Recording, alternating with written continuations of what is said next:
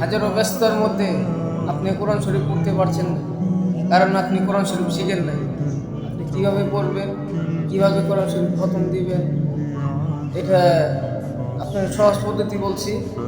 আপনি একটা সূরা আছে, আপনি 3বার পাঠ করলে এই সূরাটি 3বার পাঠ করার কারণে আপনার আমলনামায় খতম সব দেওয়া হবে। যদি 6বার পড়েন তাহলে আপনার 2 খতমের সব দেওয়া হবে। যদি 9বার পড়েন তাহলে আপনার আমলনামায় 3 খতম দেওয়া হবে। যদি 12বার পড়েন তাহলে আপনার আমলনামায় 4 খতমের সব দেওয়া হবে।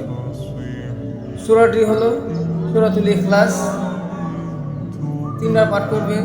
যদি পাঠ করতে না পারেন তাহলে আপনি ইউটিউবে সার্চ দিয়ে আপনি মোবাইলে ডাউনলোড দিয়ে আপনি শুনুন।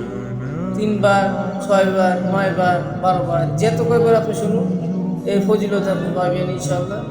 আপনি প্রথমে সব পাইবেন ইনশাআল্লাহ। আশা করি ভালো থাকবেন।